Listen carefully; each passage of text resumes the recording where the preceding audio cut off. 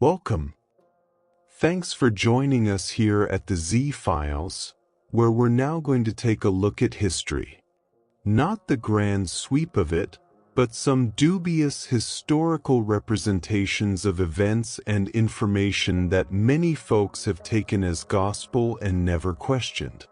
So please settle in and relax, and together we'll do some revision to see where the scribes and historians have been feeding us whoppers, and that doesn't mean hamburgers, folks. Part 1. The quiet workings of a false claim. History is not a fixed thing. It shifts, not because the past changes, but because our understanding of it does. New evidence appears. Old assumptions fall away. And sometimes we discover that a story we've told for generations was shaped more by convenience than by truth. This is about those moments. The myths that slipped into the chronicles of history. The legends that became lessons. The simplified tales that made history easier to teach, easier to remember, and much easier to misunderstand. We'll move slowly through them. We'll correct them gently. And we'll ask quietly why they persisted for so long. There's comfort in a clear story. When we learn that Columbus proved the earth was round, or that Napoleon was impossibly short, or that medieval people thought the world was flat and were ignorant, these claims seem plausible. They imply progress. They reassure us that we've moved forward, that we know better now. But often, such claims are false. And the truth, when discovered, is richer and stranger than the myth ever was. Why do falsehoods take hold? There are reasons, and they're human ones. Sometimes a story is simplified for children, and the simplification becomes the accepted version of events. Sometimes a piece of propaganda, designed for a specific moment, outlives its purpose and becomes accepted as history. Sometimes a scholar makes an error, and later scholars repeat it without checking. And sometimes we just prefer the myth. It fits our narrative. It makes a hero more heroic, or a villain more villainous, or a turning point more dramatic. Psychologists have studied this. They call it the illusory truth effect. Repeat something often enough, and it starts to feel true, even if it never was.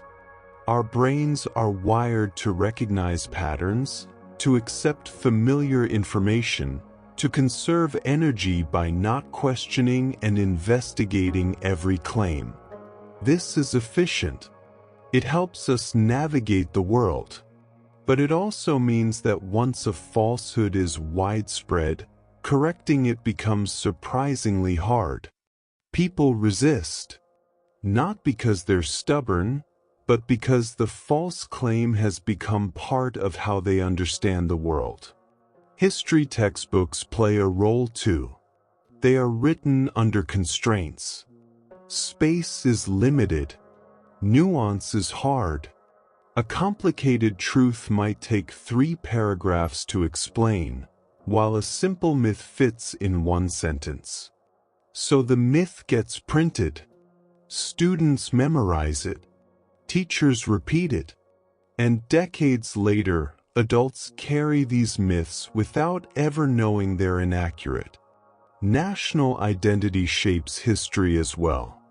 Every country tells a story about itself. These stories emphasize certain events and downplay others. They create heroes and villains. They draw clean lines between right and wrong. And in the process, they bend the truth. Not always deliberately, but the pressure is there. A myth that makes a nation look better, or braver, or more enlightened will spread faster than a correction that complicates the story. Entertainment matters too. A dramatic tale travels further than a boring truth. So we get myths that involve grand gestures, sudden revelations, and poetic justice. We get the image of Galileo defiantly whispering that the earth still moves, even though there's no evidence he ever said it. We get the story of George Washington chopping down a cherry tree and confessing because he cannot tell a lie, even though the story was invented by a biographer decades later. These myths persist because they're satisfying. They give us something to remember. And memory, it turns out, favors a good story over an accurate one. What we'll do here is examine these myths one by one. We'll state them clearly. We'll offer the correction. We'll explore, briefly and calmly, why the myth emerged and what the truth reveals. This isn't about shame or blame. It's not about proving anyone wrong. It's about curiosity. It's about looking at the past with fresh eyes and asking what really happened. Some of these corrections are small. Others reshape entire periods. But all of them share a common thread. They remind us that history is not a set of information to be memorized, but a conversation to be had. A conversation that changes as we learn more, as we ask better questions, as we let go of stories that no longer serve us. So breathe, relax. Let your mind wander gently through these revelations. There's no test at the end. No need to memorize. Just listen. Let the corrections settle in quietly. And perhaps, when you encounter history in the future, you'll pause. You'll wonder. You'll ask whether the claim you just heard is true or simply familiar. Let's begin with one of the most persistent myths in Western history. A myth about exploration, ignorance, and the shape of the earth. A myth that, despite being thoroughly debunked by historians, still appears in classrooms and casual conversations. A myth that tells us more about the 19th century than it does about the 15th. Let's talk about Italian explorer Christopher Columbus and beliefs about sailing off the edge of the earth. Part 2: Columbus and the Edge of the Planet. Here is the myth as most of us learned it. In 1492, Christopher Columbus set sail across the Atlantic Ocean. His crew was terrified. They believed the earth was flat. They feared that if they sailed too far, they would reach the edge of the world and tumble off into nothingness. Columbus, educated and visionary, knew better. He knew the earth was round, and by sailing west, he proved it. He brought Europe out of ignorance and into the age of discovery. It's a compelling story. It has a hero, a conflict, and a resolution. It fits neatly into the narrative of progress. Medieval people were ignorant. Columbus was enlightened. And through courage and knowledge, he changed the world. The problem is that almost none of it is accurate. Let's start with the most important correction. Educated people in 1492 did not think the earth was flat. They knew it was round. They had known this for nearly 2,000 years. The ancient Greeks proved it. Pythagoras proposed it in the 6th century before the Common Era. Aristotle argued for it in the 4th century, pointing to the way ships disappeared over the horizon and the shape of the Earth's shadow on the moon during an eclipse. And in the 3rd century before the Common Era, a scholar named Eratosthenes didn't just claim the Earth was round. He measured it. Using shadows cast by the sun at 2 different locations, he calculated the Earth's circumference. His estimate was astonishingly accurate, off by only a small margin from the true value. This knowledge didn't vanish. It was preserved, studied, and taught throughout the Middle Ages. Medieval scholars read Aristotle. They read Ptolemy. They accepted the earth as a sphere. Church authorities accepted it too. The idea that the medieval church taught a flat earth is another myth. Theologians like Thomas Aquinas and scholars like Bede wrote about the earth's roundness as an established truth. Maps from the period, called Mappa Mundi, were symbolic and decorative, not literal. But scholarly texts and navigational tools assumed a spherical earth. So if everyone knew the earth was round, why were Columbus's plans controversial? Not because of the shape of the earth, because of its size. Columbus believed he could reach Asia by sailing west across the Atlantic. The experts he consulted, including a commission of scholars appointed by the Spanish crown, were skeptical. Not because they thought he'd fall off the edge, but because they thought the distance was too great. And they were right. Columbus had read a book by the ancient geographer Ptolemy, but he used a version with errors. He also relied on the calculations of a Florentine scholar named Paolo Toscanelli, who underestimated the Earth's size. Based on these sources, Columbus believed the distance from Europe to Asia, traveling west, was only about 3,000 miles. The actual distance, scholars at the time argued, was much greater.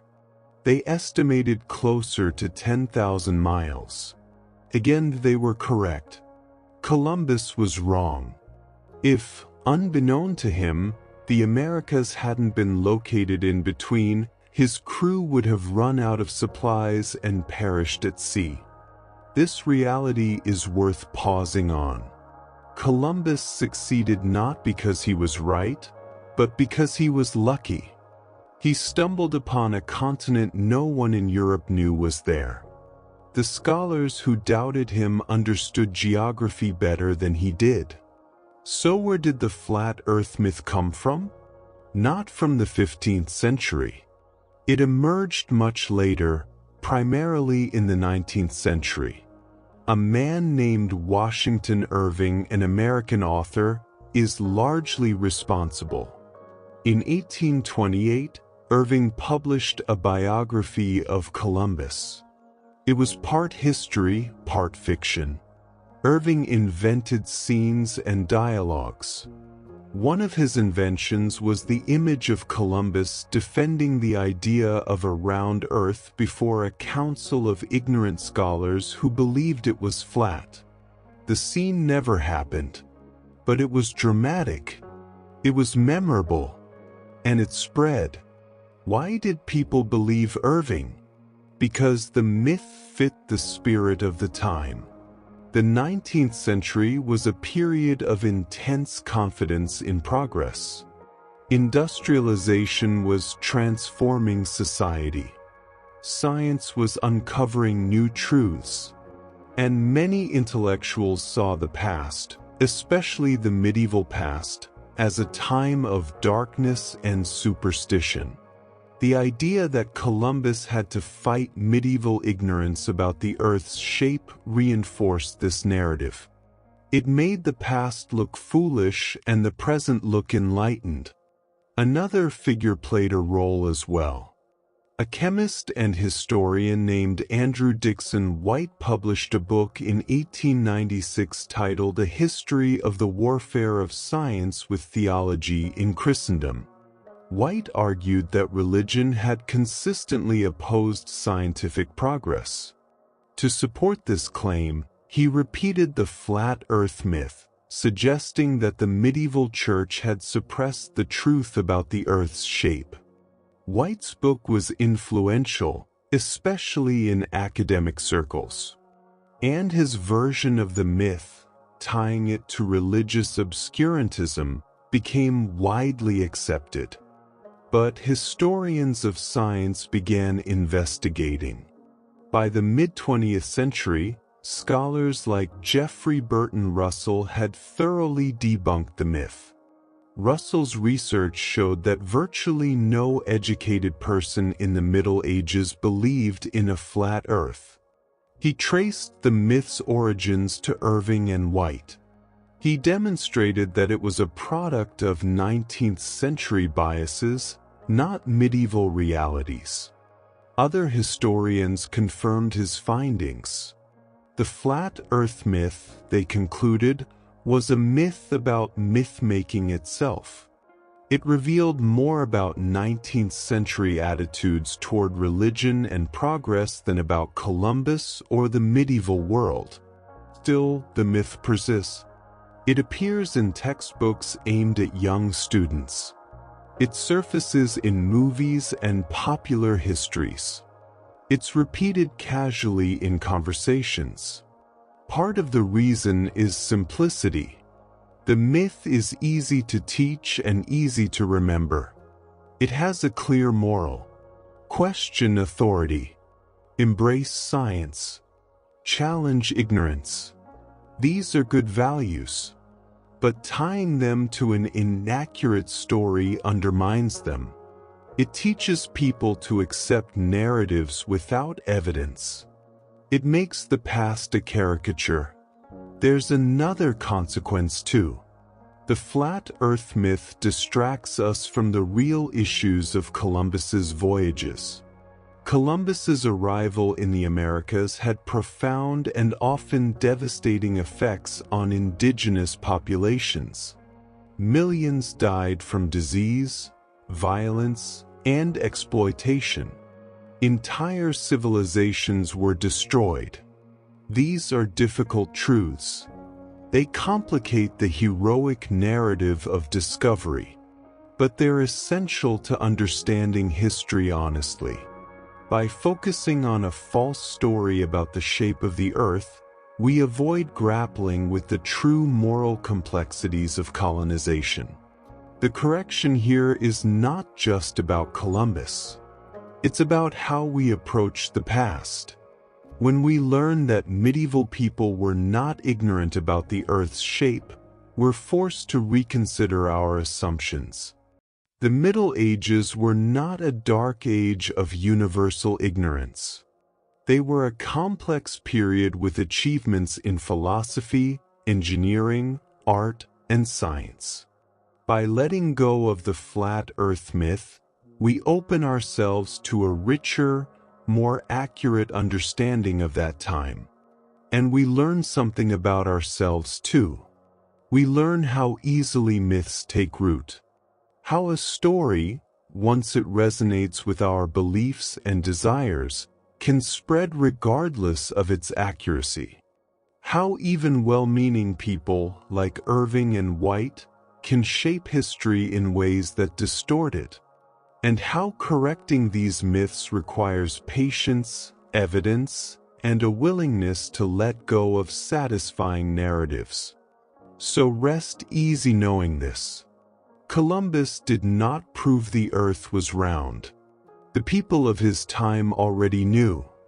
What Columbus proved inadvertently was that there was a continent between Europe and Asia. A continent whose existence would reshape the world in ways he could never have imagined. That, in itself, is a story worth telling. And it's a story that doesn't need a false myth to make it fascinating. We'll move forward now, gently, to other myths and other corrections.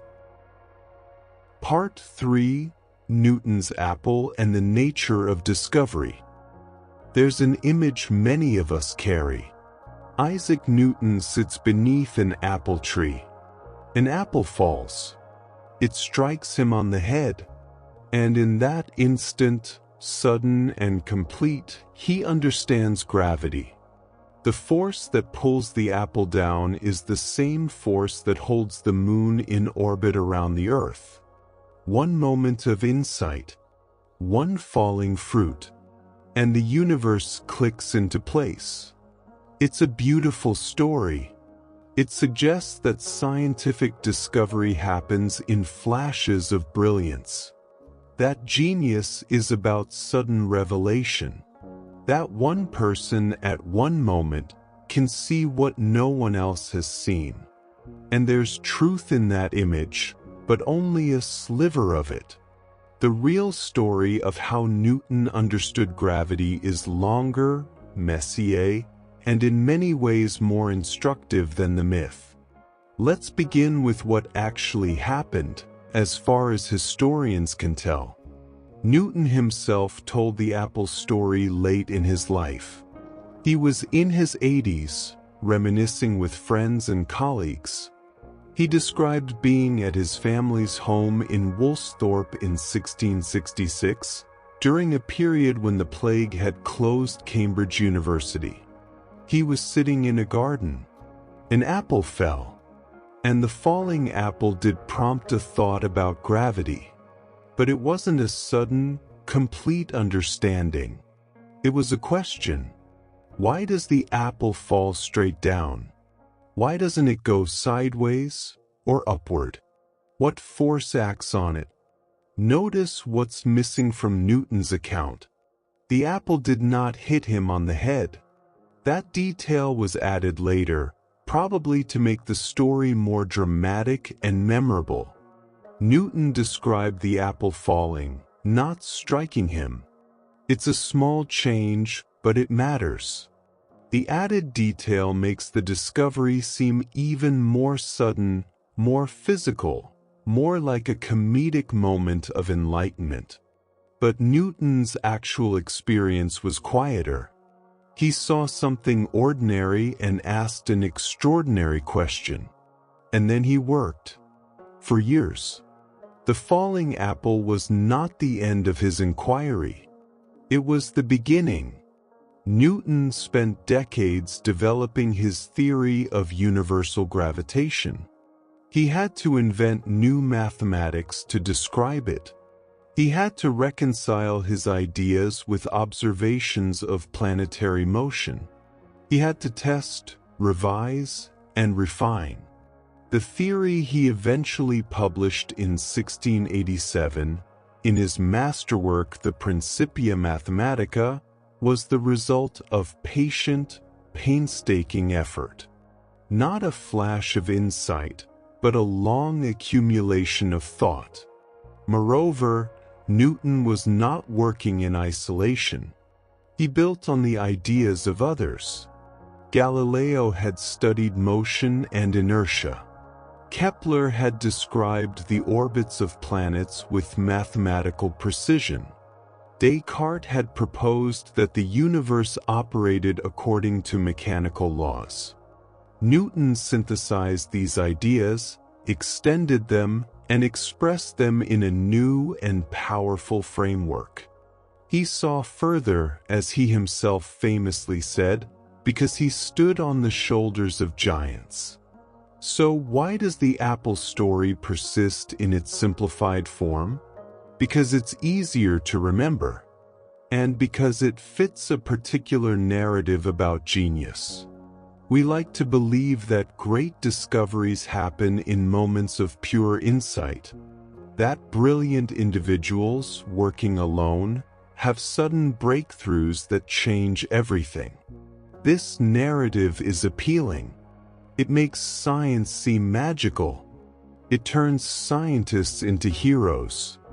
And it suggests that progress happens through the work of exceptional people, not through slow, collaborative effort. But this narrative is misleading. Most scientific progress is incremental. It involves many people working over long periods, building on each other's work. Mistakes are made. Dead ends are explored. Ideas are tested, rejected, and revised. The process is slow and often frustrating. And discoveries, when they come, are rarely sudden. They emerge gradually, as pieces of a puzzle fall into place. The apple story, in its mythic form, obscures this reality. It makes science seem inaccessible. If Newton could understand gravity in a single moment of brilliance, then the rest of us who struggle and work and still don't always understand must simply lack his genius. But that's not how it works. Newton struggled too. He made errors. He pursued ideas that went nowhere. His success came not from a single flash of insight, but from persistence, curiosity, and the willingness to keep working even when answers didn't come easily. There's another layer to this myth. The apple story has been used, over centuries, to reinforce certain ideas about national identity and intellectual superiority. In Britain, Newton became a symbol of English genius. The apple story, with its pastoral setting and its image of solitary brilliance, fit neatly into this narrative. It suggested that great ideas could emerge from the English countryside, that British minds were uniquely equipped to understand the universe. This was never accurate, of course. Scientific progress has always been international. But myths about national genius are powerful, and they shape how we remember history. The correction here is not that the apple story is entirely false. Newton did observe a falling apple. That observation did contribute to his thinking about gravity. But the story, as it's usually told, strips away the complexity. It removes the years of work. It removes the contributions of other scientists. It removes the trial and error. And in doing so, it gives us a distorted picture of how science actually happens. What should we remember instead? That discovery is a process. That it takes time. That it involves collaboration, even when one person gets the credit. And that the questions we ask are often more important than the answers we receive. Newton's question, "Why does the apple fall?" was profound not because it led to an instant answer, but because it opened a line of inquiry that transformed our understanding of the universe. Let this be a gentle reminder. When you hear a story about sudden genius, about breakthroughs that happen in an instant, pause. Ask what came before. Ask who else contributed. Ask how long the work really took. The true story is almost always richer than the myth. And it's almost always more encouraging, because it shows that understanding comes not from flashes of brilliance we can never hope to match, but from curiosity and effort we can all cultivate. Breathe. Let that settle. We'll turn now to another figure often misunderstood, another story of invention that's simpler and less accurate than it should be. Part 4: Edison, Tesla, and the Myths of Invention. Here's how the story often goes. Thomas Edison was a genius inventor, the man who gave us the light bulb, the phonograph, and countless other devices that define modern life. He was practical, hardworking, and American.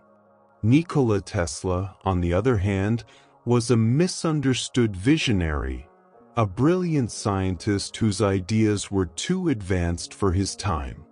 Edison exploited Tesla, stole his ideas, and used his wealth and influence to suppress Tesla's superior inventions.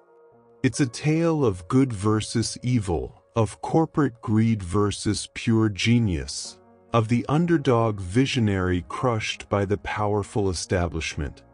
This narrative has become extraordinarily popular, especially in recent years. Tesla has been embraced as a hero by those who distrust corporations and celebrate unconventional thinkers. Edison, meanwhile, has been cast as the villain, a ruthless businessman who cared more about profit than progress. And like most myths, this one contains fragments of truth. But the full story is more complicated, more interesting, and ultimately more fair to both men. Let's start with Edison and the light bulb. Edison did not invent the light bulb. This is a common misconception. Electric lights existed before Edison began his work. As early as the 1800s, inventors in England and elsewhere had created arc lamps, which produced light by passing electricity through air between two carbon rods. These lights were bright, but harsh and impractical for home use. Other inventors worked on incandescent bulbs, which produced light by heating a filament inside a glass enclosure. By the time Edison turned his attention to electric lighting in the late 1870s, more than 20 people had already patented various forms of incandescent lamps. What Edison did was improve the design and, crucially, create a complete system. He tested thousands of materials for filaments, searching for one that would glow brightly without burning out quickly. He eventually settled on carbonized bamboo, which lasted much longer than previous materials. But more importantly, Edison developed the infrastructure needed to make electric lighting practical. He designed generators, wiring systems, switches, and meters. He created the first electric power station, which opened in New York in 1882. Edison's genius was not in inventing the light bulb from nothing, but in making electric lighting reliable, affordable, and commercially viable. This distinction matters. Edison was not a lone inventor working in isolation. He employed a team of skilled engineers and scientists at his laboratory in Menlo Park, New Jersey. They worked collaboratively, testing ideas, building prototypes, and solving problems. Edison's role was often more that of a director and visionary than a hands-on inventor. He knew what needed to be done, and he assembled the people and resources to do it.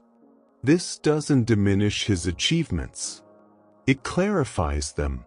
Edison succeeded not because he had flashes of solitary genius, but because he understood how to organize innovation. Now let's turn to Tesla. Nikola Tesla was indeed a brilliant engineer. He made significant contributions to the development of alternating current, or AC, electrical systems. AC power, which reverses direction many times per second, can be transmitted over long distances more efficiently than direct current, or DC, which flows in one direction. Tesla's work on AC motors and transformers was groundbreaking. And it's true that Tesla worked briefly for Edison in the 1880s, and that their relationship ended badly. But the popular narrative exaggerates the conflict. Tesla and Edison did have a professional rivalry, but it was not a simple story of exploitation. Tesla left Edison's employment after a dispute over pay and recognition. He later aligned himself with George Westinghouse, an industrialist who was promoting AC power as an alternative to Edison's DC systems. This led to the so-called War of Currents, a competition between AC and DC for dominance in the emerging electric power industry. Edison did campaign against AC power, sometimes using questionable tactics. He promoted the idea that AC was dangerous, even staging public demonstrations in which animals were electrocuted using AC current. This was unsettling and ethically troubling. But it's important to note that Edison genuinely believed DC was safer for certain applications. He was also defending his own investments and infrastructure. His actions were self-interested, but they were not simply the result of malice or a desire to suppress a superior technology. The war of currents was a business competition, and both sides used aggressive tactics. In the end, AC power won out for long-distance transmission, largely because of its efficiency. But DC power did not disappear. It remains useful for certain applications, and modern power grids use both AC and DC in different contexts. The outcome was not a vindication of Tesla over Edison, but a recognition that different technologies serve different purposes. The myth of Tesla as a tragic, suppressed genius also obscures some important realities. Tesla was eccentric, and he sometimes made grandiose claims about inventions that he never successfully demonstrated. He proposed wireless transmission of electricity, which remains impractical on a large scale. He spoke of death rays and earthquake machines, ideas that were more speculative than scientific. Tesla was imaginative and brilliant, but he was also sometimes unrealistic. And while he did face financial difficulties and died in relative obscurity, this was due in part to his own choices and personality, not solely to suppression by rivals. Edison, for his part, was far from a perfect figure. He was a shrewd businessman who sometimes prioritized profit over fairness. He did not always give credit to the people who worked for him. And his campaign against AC power included tactics that were ethically questionable. But he was also a remarkable organizer of innovation. He understood that invention was not just about ideas, but about implementation. And his contributions to technology, while often collaborative and incremental, were substantial. The real lesson here is not that one man was good and the other bad. It's that history is rarely that simple. Both Edison and Tesla contributed to the development of modern electrical systems. Both had strengths and flaws. And both have been mythologized in ways that distort their true legacies. Why do these myths persist? In part because we crave simple narratives. We want heroes and villains. We want stories of underdogs triumphing over powerful oppressors. And we want to believe that genius, if it's pure enough, will eventually be recognized. The Tesla myth offers all of this. It gives us a hero to root for and a villain to despise. It reassures us that the world will eventually acknowledge true brilliance, even if it takes time. But this narrative does a disservice to both men. It reduces Edison to a greedy businessman and Tesla to a martyred saint. It ignores the complexity of their work, the contributions of others, and the real challenges they faced. And it perpetuates the idea that innovation is about individual genius rather than collaboration, infrastructure, and incremental progress. So breathe. Let go of the simple story. Embrace the complexity. Edison improved and commercialized electric lighting, building on the work of others and leading a talented team. Tesla advanced AC electrical systems and contributed ideas that were both visionary and, occasionally, impractical. Both men shaped the modern world. Both deserve recognition, and both remind us that history is not a morality play, but a tapestry of human effort, ambition, and innovation. Rest now in the knowledge that the truth, however complicated, is always more interesting than the myth. We'll continue gently, moving through time to other misconceptions, other quiet revelations. Part 5. The Dark Ages that were not so dark. The term itself carries weight. The Dark Ages. It conjures images of a Europe plunged into ignorance after the fall of Rome. A time when learning vanished, when filth and disease were everywhere, when superstition replaced reason, and when humanity stumbled backward for 1,000 years. We imagine peasants huddled in hovels, brutal lords ruling through violence, and the light of civilization extinguished until the Renaissance rekindled it. It's a vision of unrelenting bleakness. And it's almost entirely inaccurate. Let's begin with the term itself. The Dark Ages is not a neutral description. It's a judgment coined by later historians who wanted to elevate their own era by denigrating what came before. The Italian scholar Petrarch, writing in the 14th century, was among the first to use language suggesting that the centuries after Rome's fall were dark and unenlightened. He contrasted them with the glories of classical antiquity and implied that his own time, the early Renaissance, was bringing light back to Europe. Later writers expanded this idea.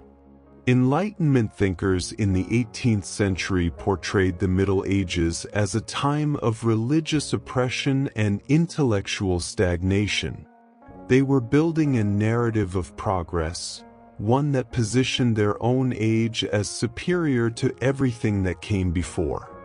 And to make that narrative work, they needed a dark period to serve as contrast. The Middle Ages became that dark period, whether the evidence supported it or not. Modern historians have largely abandoned the term Dark Ages, at least in academic contexts. They recognize that it's misleading. The period from roughly the 5th century to the 10th century, once labeled the darkest part of the Dark Ages, was certainly a time of change and difficulty in parts of Europe. The Western Roman Empire had collapsed.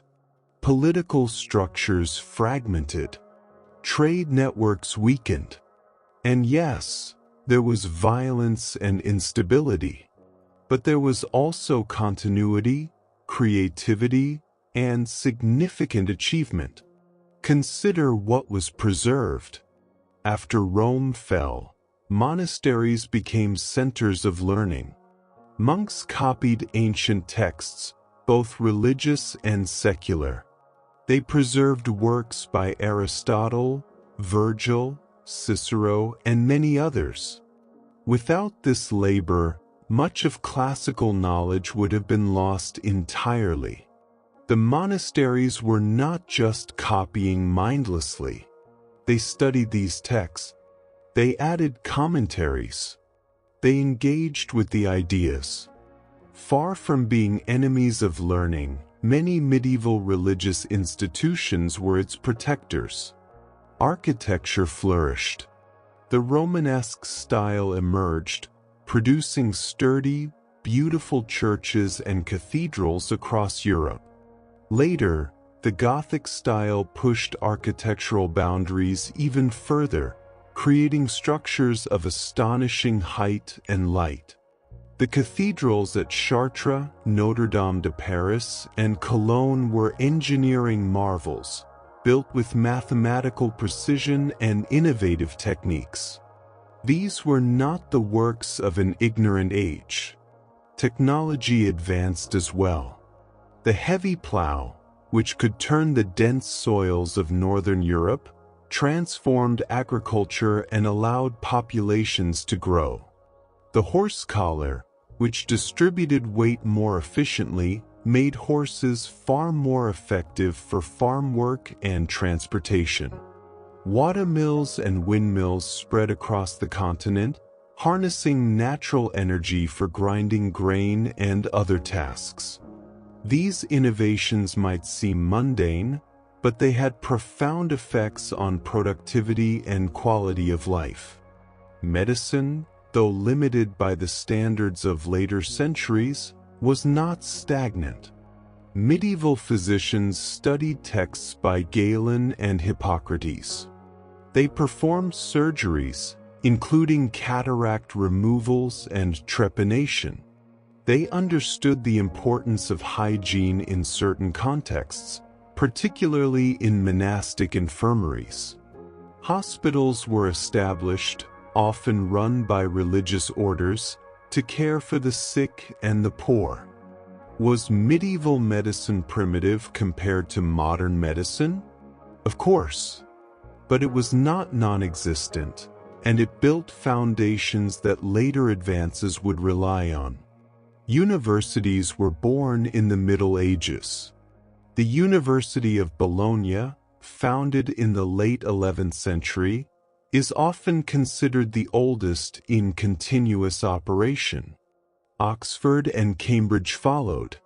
Paris became a center of theological and philosophical study. These institutions formalized education, created standards for degrees, and fostered debate and inquiry. The scholastic method, which emphasized rigorous logical analysis and the reconciliation of different authorities, emerged in these universities.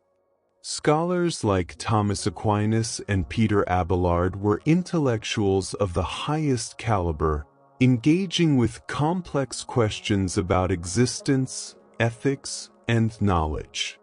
What about the claim that medieval Europe was uniquely filthy and disease-ridden? This too is exaggerated.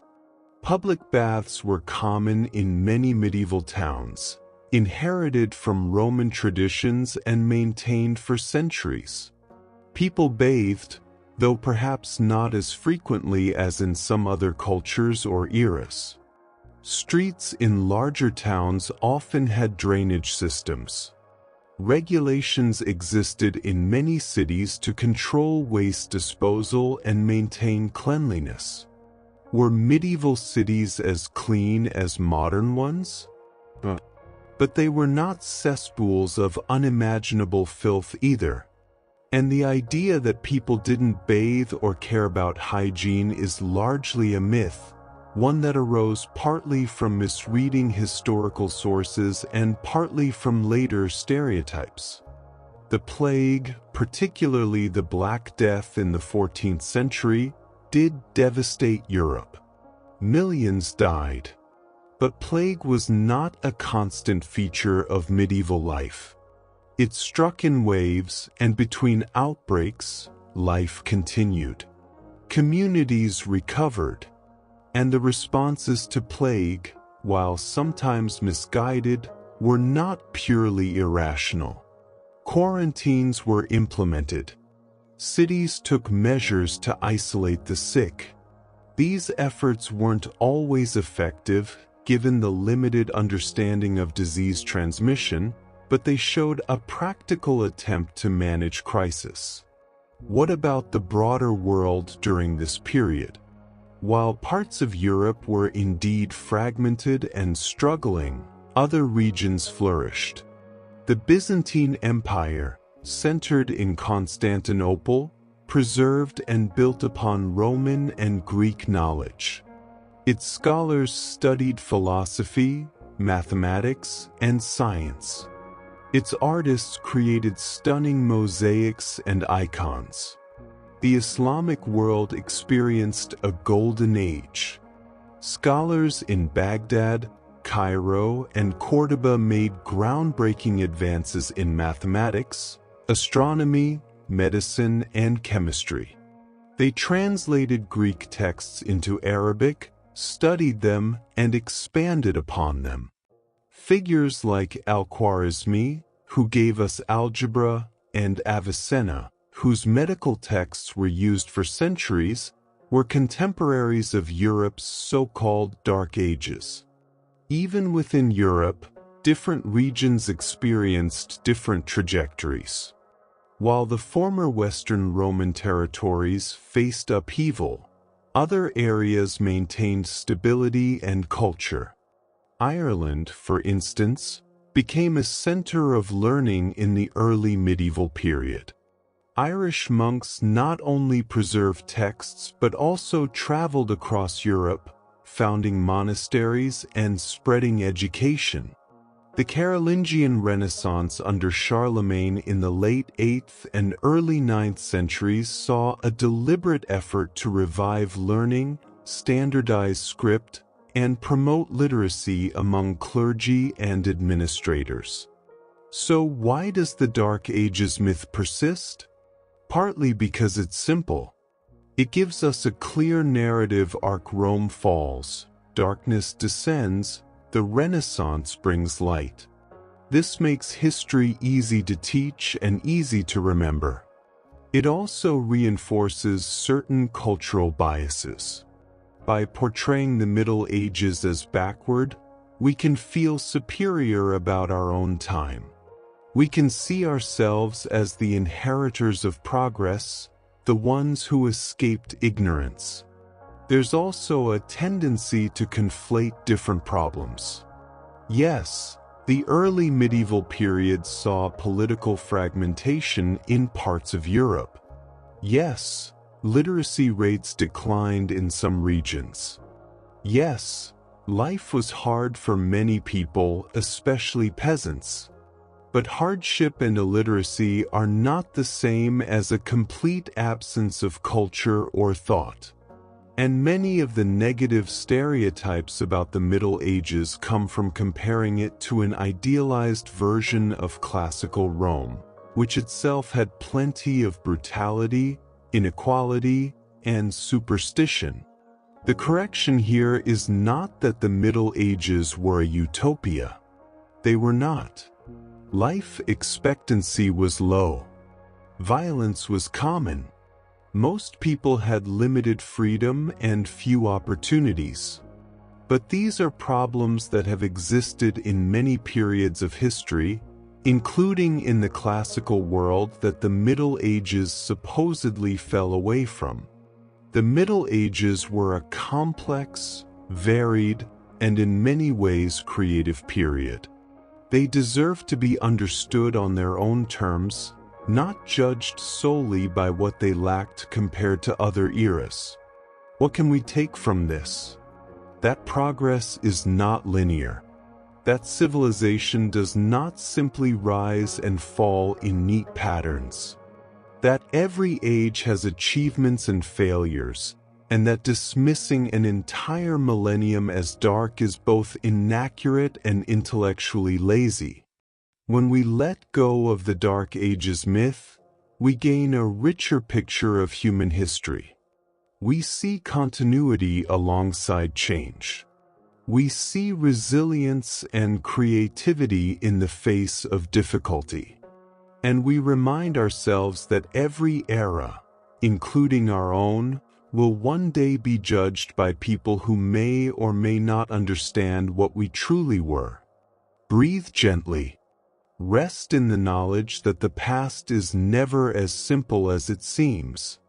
We move forward now, crossing continents and centuries, to examine another figure whose story has been simplified and distorted in ways that hide the truth. Part 6: Cleopatra, Race, and the Politics of Ancient Identity. She is one of history's most famous figures.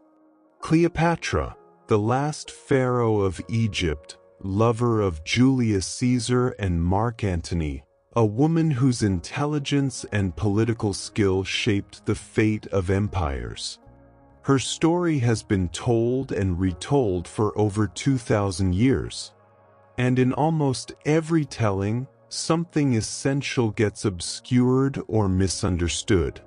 The most persistent confusion surrounds her ancestry, her appearance, and what these things mean for how we understand her today. Let's start with what we know. Cleopatra was born in 69 BC. She was a member of the Ptolemaic dynasty, which had ruled Egypt for nearly 3 centuries. The Ptolemies were not native Egyptians. They were Macedonian Greeks, descendants of Ptolemy, one of Alexander the Great's generals. After Alexander's death in 323 BC, his empire was divided among his commanders. Ptolemy took control of Egypt and established a dynasty that would last until Cleopatra's death in 30 BC. The Ptolemies ruled Egypt, but they remained culturally Greek. They spoke Greek. They practiced Greek customs. They worshipped Greek gods alongside Egyptian ones. And they largely married within their own family to keep power consolidated. This practice of sibling marriage, which seems strange to modern sensibilities, was a political strategy. It prevented the dilution of royal bloodlines and kept wealth and authority within the dynasty. Cleopatra was ethnically Macedonian Greek on her father's side. Her paternal ancestry is well documented, but her mother's identity is uncertain. Some historians believe Cleopatra's mother was also a Ptolemy, possibly her father's sister or cousin.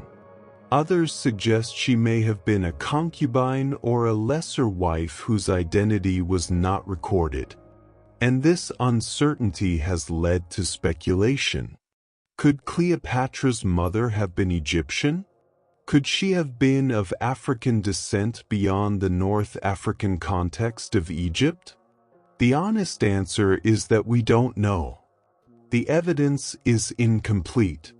What we can say is that Cleopatra was likely of predominantly Macedonian Greek ancestry, but the possibility of mixed heritage cannot be entirely ruled out. And this brings us to a more complex question. Why does this matter? Why has Cleopatra's race and appearance become a subject of intense debate and, at times, controversy? Part of the answer lies in how we think about race and identity. Modern concepts of race are relatively recent constructs. The ancient world categorized people differently. Ethnicity, language, and culture were more significant than skin color in defining identity. The Ptolemies were considered Greek, not because of their complexion, but because of their language, customs, and ancestry. Cleopatra was seen as Greek by her contemporaries, even though she ruled Egypt and was the only Ptolemaic ruler known to have learned the Egyptian language. But modern audiences often project contemporary ideas about race onto the ancient world. We ask whether Cleopatra was white or black, categories that would have been largely meaningless to people in her time. This projection creates confusion. It also politicizes historical figures in ways that can obscure more than they reveal. Cleopatra becomes a symbol in debates about representation, heritage, and power, rather than a person to be understood in her own historical context. What did Cleopatra actually look like? We have some clues, but they're limited. Ancient coins bearing her image show a woman with a prominent nose and a strong profile. These coins were propaganda tools, meant to convey authority, not necessarily to provide accurate portraits. Statues and busts that may depict Cleopatra show a range of features, and their authenticity is sometimes disputed. Roman writers who left most of the surviving descriptions of Cleopatra focused more on her intelligence and charisma than on her physical appearance. Plutarch, writing a century after her death, noted that her beauty was not incomparable, but that her charm, wit, and voice were captivating. So we don't have a definitive image. And perhaps that's fitting. What made Cleopatra remarkable was not her appearance, but her mind. She was highly educated, fluent in multiple languages, and politically astute. She navigated a treacherous world of Roman power politics, forming alliances and making strategic decisions to preserve her kingdom. She was not merely a seductress, as popular culture often portrays her, but a capable ruler. Yet the emphasis on her romantic relationships with Caesar and Antony has overshadowed her political skill. This is a pattern with powerful women in history. Their accomplishments are minimized, and their relationships with men are emphasized. Cleopatra allied with Caesar and Antony not out of romantic infatuation, but out of political necessity. Egypt was wealthy but militarily weaker than Rome. By aligning herself with powerful Roman leaders, Cleopatra sought to protect her kingdom and maintain her dynasty's rule. These were calculated political moves. The popular image of Cleopatra as an exotic, seductive temptress also reflects biases. Roman writers, particularly those loyal to Octavian, who defeated Antony and Cleopatra, had reasons to portray her negatively. She was a foreign queen who threatened Roman interests, making her seem dangerous, manipulative, and morally corrupt served a political purpose. It justified Rome's actions against her and painted Octavian as a hero saving Rome from Eastern decadence. This narrative was amplified over centuries. European art and literature portrayed Cleopatra as sensual and oriental, a figure of exotic fascination. Hollywood embraced this image, casting Elizabeth Taylor in the 1963 film Cleopatra, depicting her as glamorous and seductive. These portrayals are entertaining, but they're not history. They're fantasies shaped by the cultural assumptions of their creators. The question of Cleopatra's race has also become entangled with debates about African history and identity. Some scholars and activists argue that Cleopatra should be recognized as African, given that she ruled Egypt, which is on the African continent. This is geographically accurate.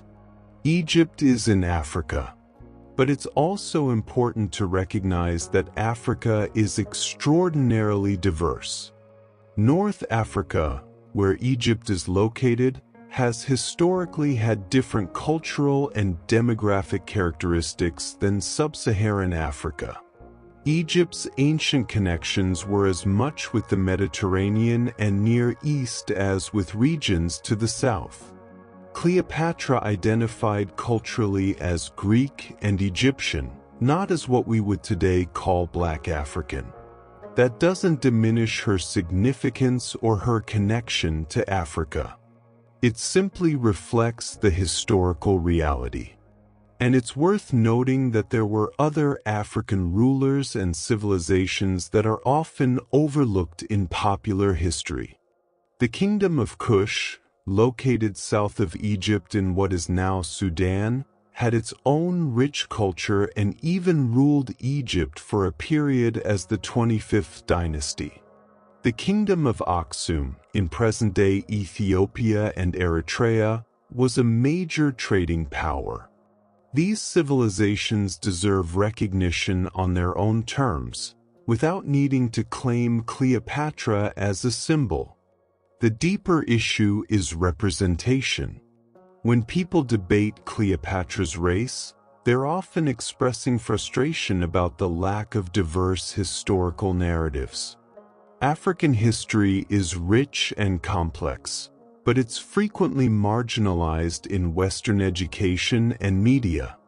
By focusing so much attention on Cleopatra, we risk overlooking countless other figures and stories that deserve to be told. So, what should we remember about Cleopatra? That she was a skilled politician and ruler. That she navigated a dangerous world with intelligence and determination. That her story has been filtered through layers of propaganda, cultural bias, and modern projection. And that understanding her requires setting aside our own assumptions and looking at the evidence with care. Let this be a gentle lesson. When historical figures become symbols, their humanity often gets lost. Cleopatra was a real person, shaped by her time and place. She made choices, faced consequences, and ultimately lost her kingdom and her life. Her story is compelling not because of her appearance or her romances, but because of her resilience and agency in a world that offered women few opportunities for power. That's the story worth telling. That's the story that honors who she really was. Rest now. Let the complexity settle. We'll move forward, gently, to other myths, other moments where the truth has been buried beneath layers of story and assumption. Part 7. The Trojan Horse That Probably Never Was. The story is vivid. The Greeks have besieged Troy for 10 long years. Unable to breach the city's walls, they devise a cunning plan. They build a massive wooden horse, hide their best warriors inside, and pretend to sail away, leaving the horse as an offering to the gods. The Trojans, believing they've won, drag the horse inside their city. That night, the Greek warriors emerge, open the gates for their returning army, and Troy falls in flames and blood. It's a tale of deception, cleverness, and the dangers of misplaced trust. The Trojan horse is one of the most famous stories from ancient literature. It appears in Virgil's Aeneid and is referenced in Homer's Odyssey. It's been retold countless times, in art, literature, and film. And it's taught as history, a real event from the Trojan War. But here's the quiet truth. The Trojan horse, as described in these stories, almost certainly never existed. Let's start with what we know about Troy itself. Troy was a real place. Archaeological excavations, beginning in the 19th century with Heinrich Schliemann and continuing to this day, have confirmed that a city existed at the site of ancient Troy, in what is now northwestern Turkey. The city was destroyed and rebuilt multiple times over many centuries. One of these destructions, occurring around 1200 BC, is thought by some scholars to correspond roughly with the time period of the legendary Trojan War. But the Trojan War, as described by Homer and other ancient writers, is not straightforward history. The Iliad and the Odyssey were composed centuries after the events they describe, passed down through oral tradition before being written down. They blend historical memory with mythology, heroic exaggeration, and poetic invention. Gods intervene directly in human affairs. Heroes perform impossible feats. The details are shaped by the needs of storytelling, not by a concern for historical accuracy. The Trojan horse appears late in the mythological cycle. Homer's Iliad doesn't actually describe it. The Iliad ends with the death of Hector, before the fall of Troy. The story of the horse is mentioned briefly in the Odyssey, where the poet Demodocus sings of it. But the fullest account comes from Virgil's Aeneid, written in the 1st century BC, more than 1,000 years after the supposed events. Virgil was a Roman poet, writing an epic to glorify Rome's origins. His account is literary, not historical. So why did the story take hold? Because it's a perfect tale. It has drama, irony, and a clear moral. The Trojans, despite warnings from the priest Laocoon and the prophetess Cassandra, ignore good sense and bring disaster upon themselves. The Greeks triumph through cleverness rather than brute force. And the image of the horse, massive and mysterious, is unforgettable. It's the kind of story that survives because it resonates, not because it's documented. Modern historians and archaeologists are skeptical. There's no archaeological evidence for a giant wooden horse at Troy. No ancient non-literary sources mention it. And practically speaking, the idea presents problems. Building a hollow wooden structure large enough to hide soldiers would be a massive engineering feat. Moving it would require enormous effort. And the Trojans, after 10 years of war, would likely have been suspicious of such an obvious ruse. Some scholars have suggested alternative explanations. Perhaps the horse was a metaphor. Horses were associated with Poseidon, god of the sea and earthquakes. Could the horse have been a poetic way of describing an earthquake that weakened Troy's walls? Or perhaps it represented a siege engine, a battering ram, or a wheeled tower used to breach defenses. These devices were sometimes called horses in ancient warfare. Over time, through retelling, a siege engine could have become a literal wooden horse filled with men. Or perhaps the story was invented entirely, a dramatic flourish added by poets to explain how an impregnable city finally fell. The fall of Troy needed a memorable cause, something that captured the imagination and conveyed the themes of hubris and cunning. A giant horse fit perfectly. What we can say with confidence is this: if there was a historical Trojan War, and if Troy fell to Greek attackers, the manner of its fall is unknown. The Trojan horse, as a literal object, is almost certainly myth. But as a story, it's powerful. It's been used for millennia to teach lessons about vigilance, about questioning gifts that seem too good to be true, about the dangers of ignoring wise counsel. The phrase, "beware of Greeks bearing gifts," comes from this story, specifically from Laocoon's warning. It endures because it captures a timeless truth about human nature. We are vulnerable to deception, especially when we want to believe something. The Trojans wanted to believe the war was over, that they were safe, that the horse was a harmless offering. That desire made them vulnerable. So the Trojan horse remains valuable, not as history, but as literature and metaphor. It teaches us to think critically, to question, to be cautious. These are good lessons, but they don't require the horse to have been real.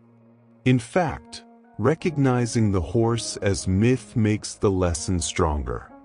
It reminds us that stories, even false ones, can carry truth, and it encourages us to distinguish between the two.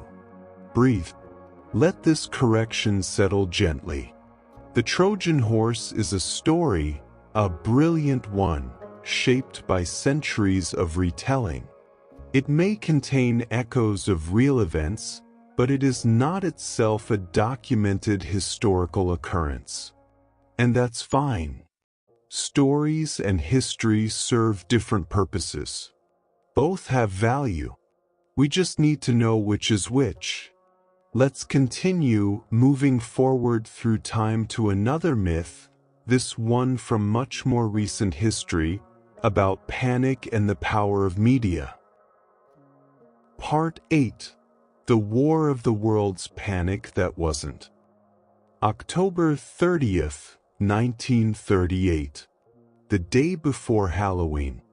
Across America, families gathered around their radios. The CBS network was broadcasting an adaptation of H.G. Wells's science fiction novel The War of the Worlds, dramatized by Orson Welles and his Mercury Theater. But this wasn't an ordinary radio play. It was presented as a series of news bulletins, interrupting regular programming to report that Martians had landed in New Jersey and were attacking with heat rays and poison gas. The broadcast was so realistic, we're told, that millions of Americans panicked. People fled their homes. They jammed phone lines. Some believed the end of the world had come. It's held up as a cautionary tale about media power and public gullibility. Except it didn't really happen that way. The broadcast was real. Orson Welles did adapt The War of the Worlds, and it did air on CBS. The production was innovative, using fake news bulletins and eyewitness reports to create a sense of immediacy. But the mass panic? That's been greatly exaggerated. Let's look at the evidence. The broadcast began with a clear introduction, stating that it was a dramatization of the War of the Worlds.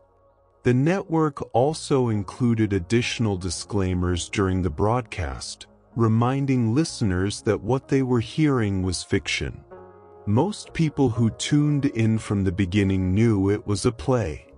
How many people actually panicked? Estimates at the time varied wildly, but they were based largely on anecdotal reports and newspaper headlines, not on systematic data. In the years since, researchers have examined the evidence more carefully. The consensus among historians and communication scholars is that the panic was limited. Some people were briefly confused or concerned, yes. But mass hysteria, with millions fleeing in terror? No credible evidence supports that. So why does the panic narrative persist? Because newspapers helped create it. Radio was a relatively new medium in 1938, and it was competing with newspapers for advertising revenue and public attention. Many newspaper editors saw an opportunity. By exaggerating the panic, they could make radio look dangerous and irresponsible. They ran sensational headlines. They published stories of widespread chaos. They interviewed people who claimed to have been frightened without checking how representative those accounts were. The New York Times, for example, ran a front-page story the next day with the headline, "Radio Listeners in Panic, Taking War Drama as Fact." The story described a wave of mass hysteria and claimed that thousands believed Martians had invaded. Other papers followed suit. And because people trusted newspapers as authoritative sources, the narrative of mass panic became widely accepted. But consider the numbers. The broadcast aired at 8 in the evening on a Sunday. The most popular radio show at that time was the Chase and Sanborn Hour, broadcast on NBC. Audience surveys suggest that the majority of radio listeners were tuned to that show, not to CBS. The War of the Worlds had a relatively small audience, perhaps a few million at most. And of those who listened, not all were fooled. Many recognized it as fiction immediately. There were some genuine instances of confusion. A few people called police stations or newspapers asking for information.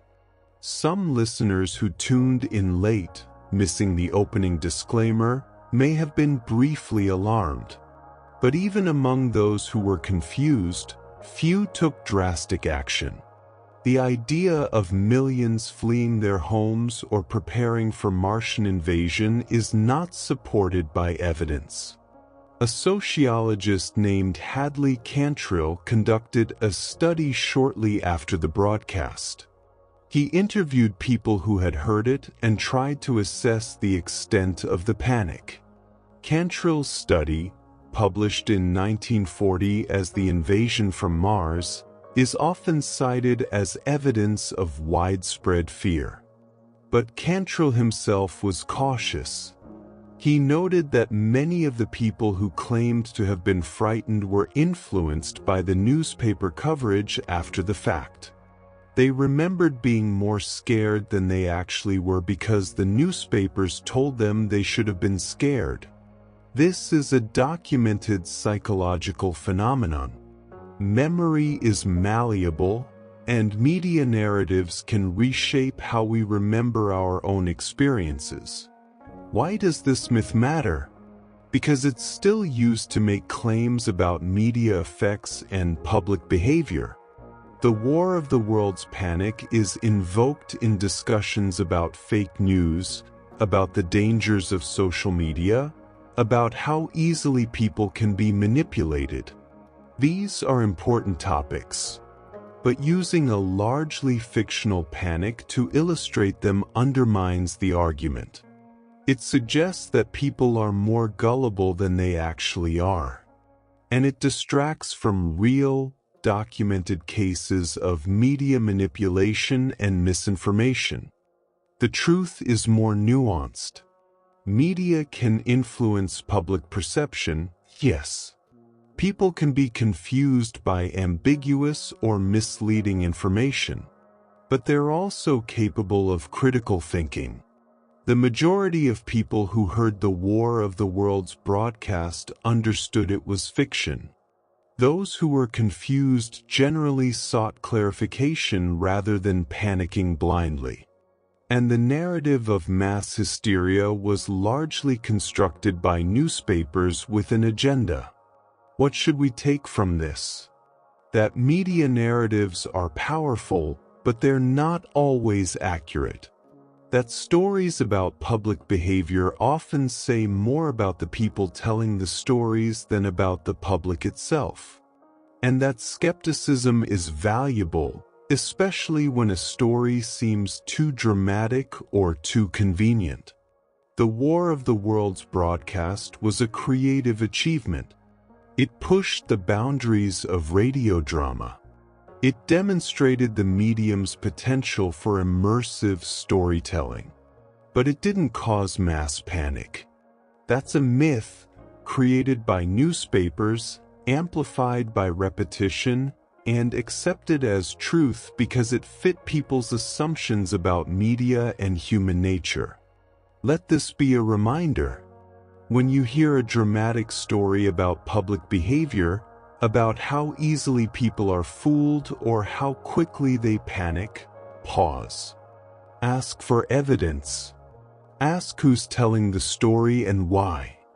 Often, the reality is less sensational but more interesting than the myth. And understanding that reality helps us navigate our own media landscape more wisely. Rest now. Breathe gently. We'll continue forward, examining other myths, other moments where the accepted story obscures the more complex truth. Part 9. The American Revolution's Simpler Story. The American Revolution holds a special place in the American imagination. It's a story of freedom versus tyranny, of brave colonists rising against an oppressive king, of farmers and merchants taking up arms to secure liberty for themselves and their descendants. The narrative is clear. The British imposed unfair taxes. The colonists protested. The king refused to listen. War broke out. And through courage and determination, the colonies won their independence and created a new nation based on democratic ideals. It's inspiring. It's foundational to American identity. And like most foundational stories, it's been simplified in ways that obscure important truths. Let's start with taxation. The rallying cry, "No taxation without representation," is famous. And it's true that the British Parliament imposed taxes on the American colonies without giving them seats in Parliament. But the situation was more complicated than the simple narrative suggests. Britain had just fought the 7 Years' War, known in America as the French and Indian War, which ended in 1763. The war was expensive. It left Britain with enormous debts. And much of the fighting had been in North America, protecting the colonies from French expansion. From the British perspective, it seemed reasonable to ask the colonies to help pay for their own defense. The taxes imposed, such as the Stamp Act of 1765 and the Townshend Acts of 1767, were designed to raise revenue for this purpose. Moreover, British subjects in Britain paid far higher taxes than colonists did. The tax burden in the colonies was actually quite light by comparison. The colonists objected not because the taxes were unusually heavy, but because they had no say in how they were imposed. This was a genuine constitutional concern. The British tradition held that taxes required the consent of the governed, given through elected representatives. The colonists argued that Parliament, in which they had no representation, could not legitimately tax them. This was a principled position, but it's worth noting that many colonists were also motivated by economic self-interest. Merchants, in particular, disliked regulations that limited their trade and profits. The relationship between the colonies and Britain wasn't simply one of oppression and resistance. For much of the colonial period, the relationship was mutually beneficial. The colonies enjoyed the protection of the British military and access to British markets. Britain gained resources and trade. Tensions emerged gradually, not because of sudden tyranny, but because of changing circumstances and competing interests. Another simplification involves who supported the revolution. The traditional narrative suggests near-universal colonial support for independence. But historians estimate that only about 1/3 of colonists actively supported the revolution. Another third remained loyal to Britain. These loyalists, also called Tories, believed that breaking with Britain was reckless and that the colonies were better off within the empire. The final third were neutral or uncommitted, trying to survive without taking sides. This division had profound consequences. The revolution was, in many ways, a civil war. Families split. Communities fractured. Loyalists faced persecution, violence, and confiscation of property. After the war, tens of thousands of loyalists fled to Canada, Britain, or other British territories. Their stories are often overlooked in American history, but they're essential to understanding the full picture. The revolution wasn't a unified uprising against external oppression. It was a complex political and military conflict with internal divisions. The role of enslaved people adds another layer of complexity. Slavery existed in all 13 colonies, and many of the founding fathers, including George Washington and Thomas Jefferson, were slaveholders.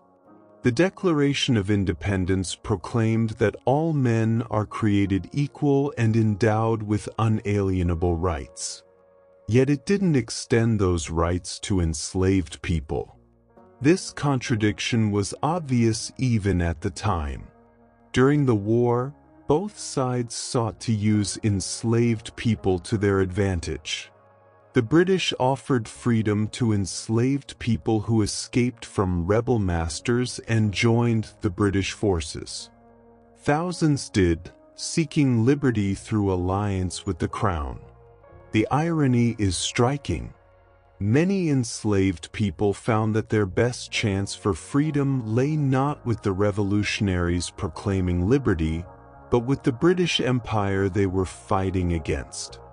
After the war, the new United States did not abolish slavery. The Constitution, ratified in 1788, protected the institution through various provisions. It counted enslaved people as 3/5 of a person for purposes of representation and taxation. It prohibited Congress from banning the importation of enslaved people until 1808. And it included a fugitive slave clause, requiring that escaped enslaved people be returned to their enslavers. The Revolution brought independence for the colonies, but not for enslaved people. Native Americans also navigated the Revolution with little to gain. Most tribes tried to remain neutral or sided with the British, who had issued the Proclamation of 1763, limiting colonial expansion westward into native lands.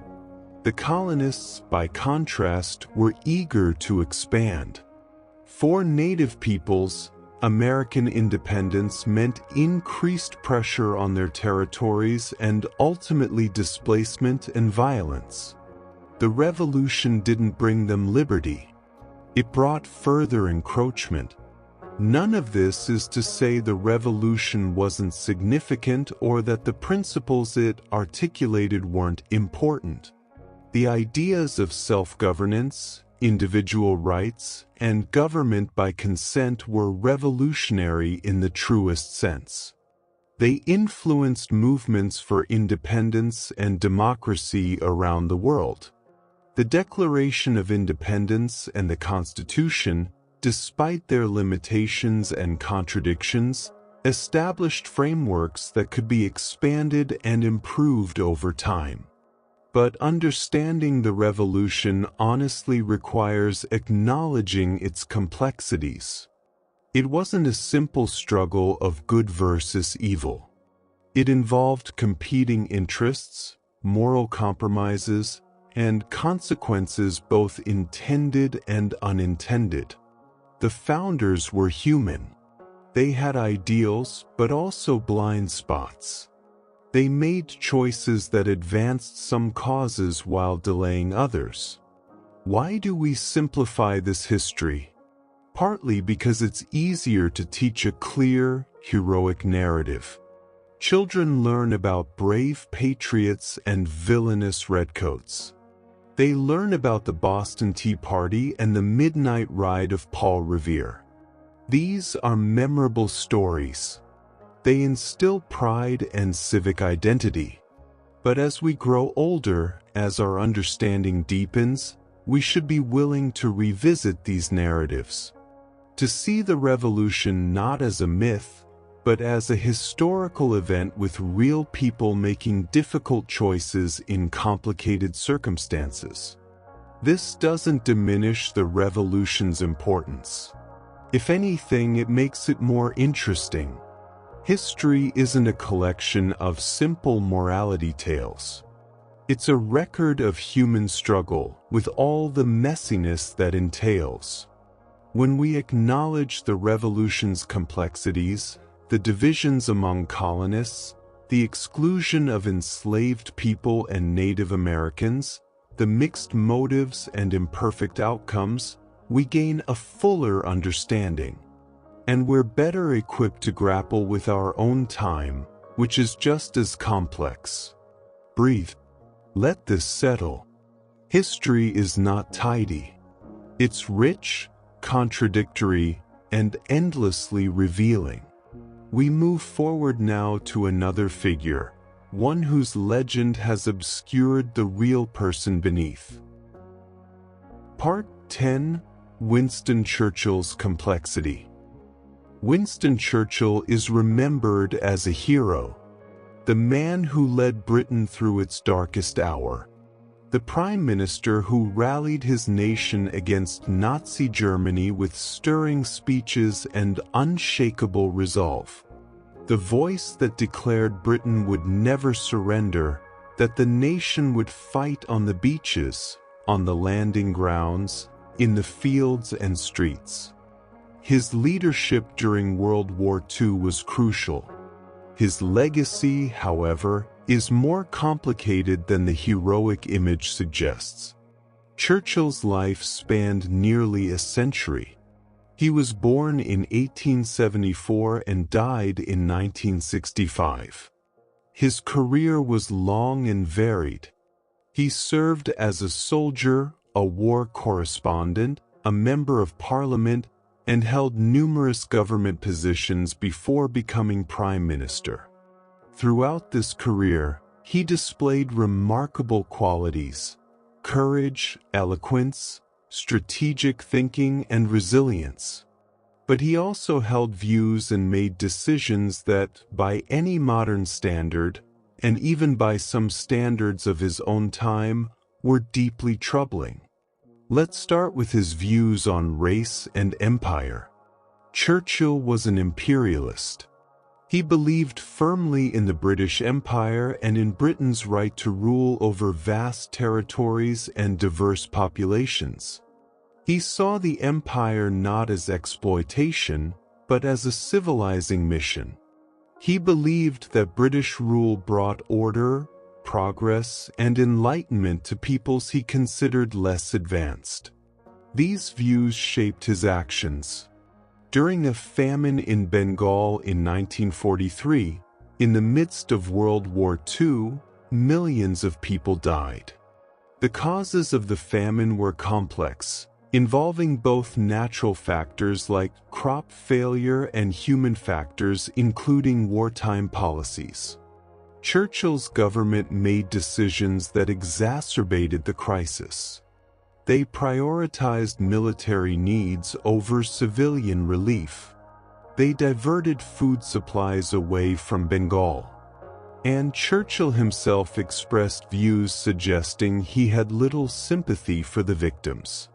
He reportedly blamed the famine on Indians themselves, claiming they bred like rabbits. Historians debate the extent of Churchill's direct responsibility for the Bengal famine. Some argue that wartime conditions made the famine inevitable and that Churchill's government did what it could under difficult circumstances. Others point to documentary evidence showing that Churchill's administration was warned about the severity of the crisis and chose not to take adequate action. What's clear is that Churchill's attitudes toward Indians were dismissive and racist, and these attitudes influenced policy in ways that had devastating consequences. Churchill also opposed Indian independence. He fought against movements for self-governance, calling leaders like Mahatma Gandhi troublemakers. He once said that he hated Indians and that they were a beastly people with a beastly religion. These were not private thoughts. They were expressed openly.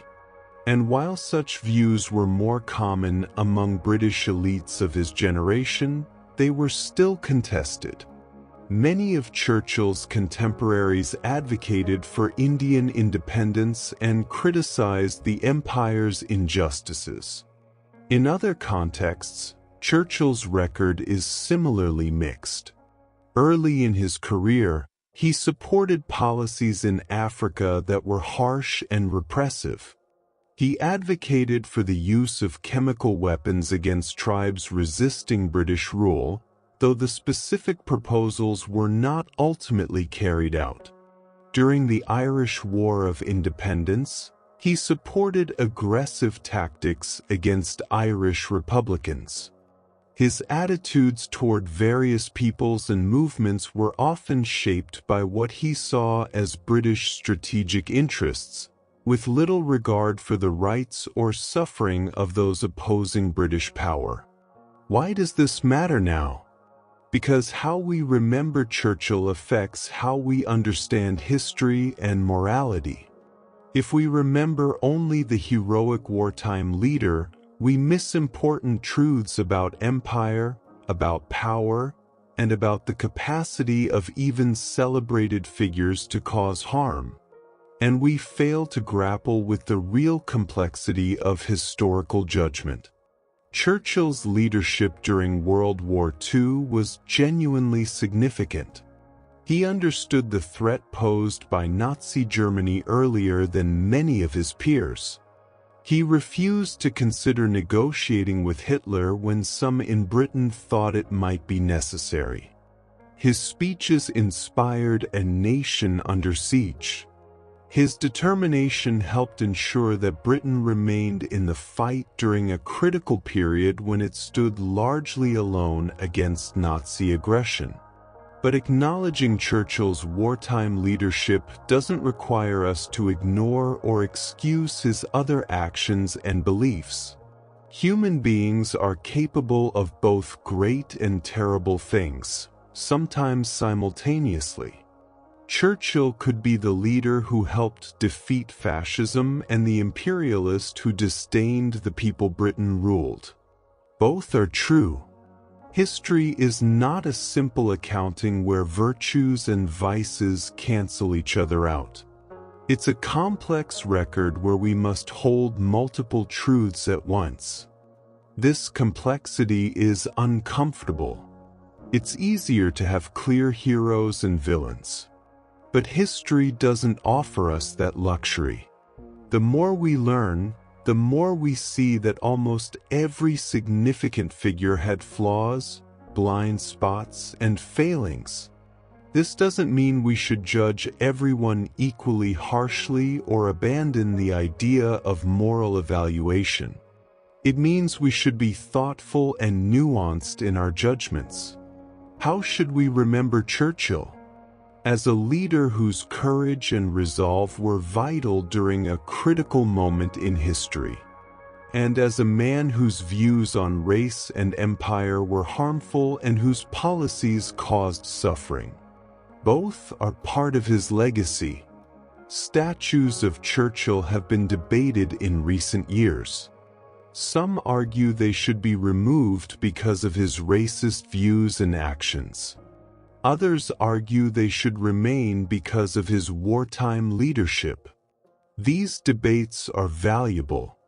They force us to think about who we honor, why, and what message that sends.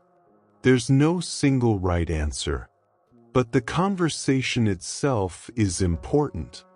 It's a way of grappling with our past honestly, of recognizing that history is not a simple story of progress, where the good guys always win and their virtues are untarnished. It's a messy, human story where people we admire also sometimes acted badly, where the arc of justice is uneven, and where we must constantly reevaluate our understanding. Churchill himself was aware of history's judgment. He famously said that history would be kind to him because he intended to write it. And he did write extensively about his own life and times, shaping how he would be remembered. But history is not static. Each generation revisits the past, asking new questions, uncovering new evidence, applying new moral frameworks. Churchill's legacy will continue to be debated and reassessed. That's not a flaw in how we do history. It's a feature. It's how we learn, breathe, rest in this complexity. Understanding that our heroes are flawed doesn't diminish their real achievements. It makes them human, and it reminds us that we too are capable of both wisdom and error, of courage and prejudice, of acts that future generations will judge in ways we might not anticipate. We continue gently, moving toward the final parts of our journey through these quiet corrections, these moments where myth gives way to the more complicated, more instructive truth. Part 11: Napoleon's Height and the Power of Propaganda. Here's what many people believe. Napoleon Bonaparte was extremely short, so short that his lack of height became a defining characteristic, a source of insecurity that drove his ambition and aggression. The term Napoleon complex emerged to describe men who compensate for short stature with domineering behavior. Napoleon's shortness has become part of popular culture, referenced in jokes, cartoons, and casual conversation. There's only one problem with this widely accepted image. Napoleon wasn't short at all. At the time of his death, Napoleon was measured at 5 feet 2 inches.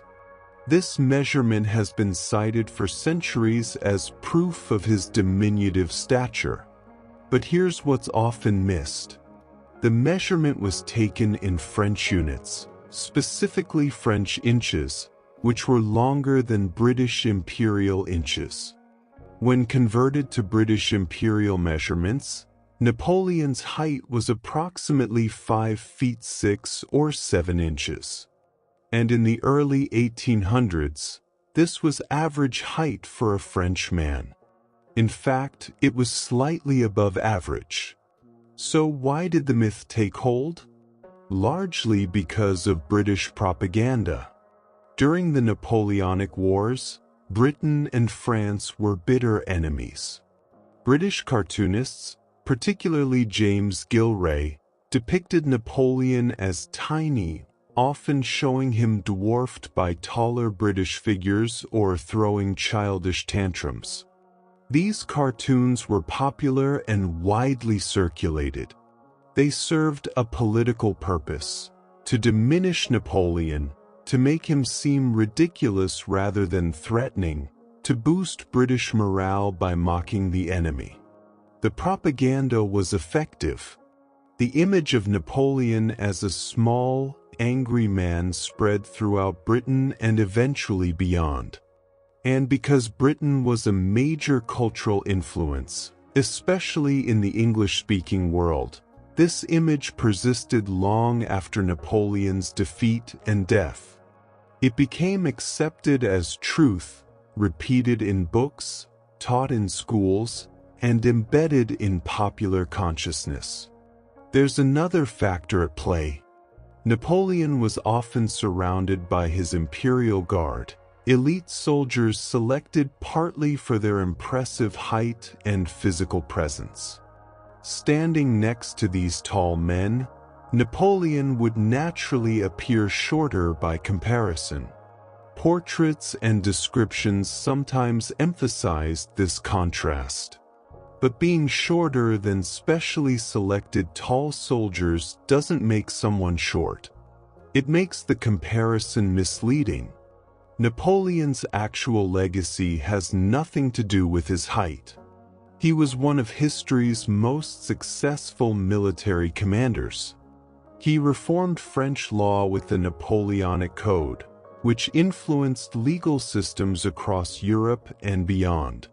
He modernized administration, education, and infrastructure. His campaigns reshaped the political map of Europe. Whether one views his impact as positive or negative, it was undeniably significant. And none of it had anything to do with compensating for short stature, because he wasn't short. The persistence of this myth reveals something important about how misinformation spreads. Once an image is established, Especially through visual media like cartoons, it's difficult to dislodge. People remember the image more than the facts. And when the myth is emotionally satisfying, when it seems to explain something about a person's character or motivations, it becomes even more resistant to correction. The Napoleon complex itself, as a psychological concept, is dubious. The idea that short men are inherently more aggressive or domineering lacks strong scientific support. Yet the term persists, based on a false premise about a historical figure who wasn't even short. This is how myths compound. One falsehood, that Napoleon was short, leads to another, that short men behave a certain way because of insecurity. And both get repeated until they seem like common knowledge. What can we learn from this?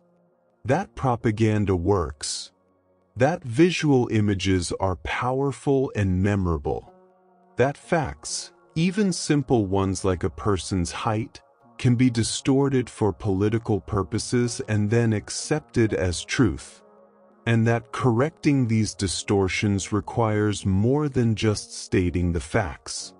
It requires understanding why the myth was created, how it spread, and what psychological needs it serves. Napoleon was of average height. He was a complex historical figure whose actions should be evaluated on their merits, not on false assumptions about his stature. The myth of his shortness is a testament to the enduring power of propaganda and the difficulty of correcting misinformation once it takes root. Let that settle. Breathe gently. We're approaching the end of our journey through these quiet revelations. One more part remains, where we'll step back and reflect on what all these corrections teach us about thinking, learning, and approaching the stories we're told. Part 12. Learning to question gently. We've traveled through centuries. We've examined myths about Columbus and the shape of the earth, about Newton and instant genius, about Edison and Tesla and the nature of invention. We've reconsidered the Dark Ages, Cleopatra's identity, the Trojan horse, the War of the Worlds panic, the American Revolution's complexities, Churchill's contradictions, and Napoleon's actual height. Each correction has revealed something, not just about the specific historical claim, but about how false information takes hold and why correcting it matters. Let's pause here in this final part and reflect. What patterns emerge? Why do these myths persist? And most importantly, how can we, as curious people navigating a world full of information, learn to question gently and think more clearly? First, let's acknowledge a truth. Our brains are not designed to be perfectly rational. They're designed to be efficient. We take mental shortcuts, relying on familiar patterns and trusted sources. We accept information that fits our existing beliefs and resist information that challenges them. This is not a flaw. It's how we manage the overwhelming amount of information we encounter every day. But it does make us vulnerable to misinformation. Psychologists have identified several cognitive biases that help explain why false claims persist. The availability heuristic causes us to overestimate the importance of information that's easily recalled, often because it's dramatic or emotionally charged. The Trojan horse is memorable. A giant wooden horse filled with soldiers is vivid. The reality, that Troy's fall was probably more mundane, is harder to remember. Confirmation bias leads us to seek out and accept information that confirms what we already believe while dismissing contradictory evidence. If we've learned that the Middle Ages were dark and ignorant, we'll notice evidence that supports that view and overlook evidence of medieval achievements. We're not being deliberately dishonest. We're just following our brain's natural tendency to maintain consistency in our worldview. The illusory truth effect, mentioned earlier, is particularly relevant here. Repetition makes statements feel true, even when they're not. If we hear that Napoleon was short dozens of times across different contexts, our brains register that information as reliable. The sheer frequency of exposure creates a sense of validity. Correcting this requires not just hearing the truth once, but hearing it repeatedly and from trusted sources. Source amnesia compounds these problems. We often remember information but forget where we learned it. So a claim that started as speculation or propaganda gets remembered as fact because we've forgotten its dubious origin. We know that medieval people believed in a flat earth, but we don't remember that this claim came from 19th century writers with an agenda, not from medieval sources. Social proof matters too. If everyone around us accepts a claim, we're more likely to accept it ourselves. We assume that if something is widely believed, it must be true. This is usually a reasonable assumption. Most widely held beliefs are accurate, but not all. And the exceptions, the myths that everyone believes despite being false, are precisely the ones we need to question. So how do we navigate this? How do we question gently, maintain curiosity, and avoid falling into either gullibility or cynical skepticism? Start with awareness. Simply knowing that these biases exist makes us slightly more resistant to them. When you encounter a historical claim, especially one that's dramatic or emotionally satisfying, pause. Ask yourself whether you've actually seen evidence for it or whether you're accepting it because it's familiar. Consider the source. Who's making the claim? What are their credentials? Do they have access to primary sources, or are they repeating information from secondary sources? And importantly, do they have an agenda? Washington Irving wanted to write an entertaining biography. British cartoonists wanted to mock Napoleon. 19th century writers wanted to portray their own era as superior to the past. Understanding motivations helps us evaluate claims more critically. Look for multiple perspectives. History is rarely simple. If a story has clear heroes and villains, if it portrays one group as entirely right and another as entirely wrong, be suspicious. Reality is usually more complicated. The American Revolution wasn't just patriots versus tyrants. It was a complex conflict with divided loyalties, mixed motives, and consequences both intended and unintended. Be willing to update your beliefs. This is hard. When we learn something new that contradicts what we thought we knew, our first instinct is often defensiveness. We've invested mental energy in our existing beliefs. Changing them feels like admitting we were wrong. But intellectual growth requires exactly this willingness. When evidence shows that a claim we accepted is false, we should update our understanding. Not grudgingly, but gratefully. We've just learned something. Distinguish between different types of knowledge. Some things we know with high certainty because the evidence is overwhelming. The earth is round. Evolution by natural selection occurs. Other things are less certain. Historical events, especially from distant periods with limited documentation, often involve educated guesses and reasonable disagreements among experts. Understanding the degree of certainty helps us calibrate our beliefs appropriately. Be especially skeptical of claims that flatter your own group or era.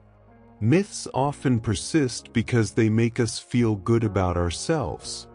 The Dark Ages myth makes us feel superior to medieval people. The Flat Earth myth makes us feel enlightened compared to our ancestors. But progress is not always linear, and past peoples were not uniformly ignorant. Every era has achievements and blind spots, including our own. Read primary sources when possible. Second-hand accounts are valuable, but they're filtered through the perspectives and agendas of their authors. Reading what people actually said and wrote, in their own words, gives us a more direct connection to the past. It's not always easy. Primary sources can be dense, written in unfamiliar language or requiring historical context. But they're worth the effort. Embrace complexity. Simple stories are appealing. They're easier to remember and teach. But reality is complex, and understanding it requires accepting ambiguity and nuance. Churchill was both a wartime hero and a man with racist views. The American Revolution was both a movement for liberty and a conflict that excluded many from its benefits. Holding these contradictions in mind simultaneously is challenging, but it's essential for honest understanding. Practice intellectual humility. No matter how much we know, there's vastly more we don't know. Experts disagree. Evidence is incomplete. New discoveries change our understanding. Approaching history and knowledge generally with humility keeps us open to learning. It prevents us from becoming dogmatic or dismissive of alternative perspectives. And finally, be patient with others. When someone believes a myth, they're not necessarily foolish or uneducated. They've likely been taught that myth by people they trusted, seen it repeated in multiple sources, and had no reason to question it. Correcting myths requires gentleness, not condescension.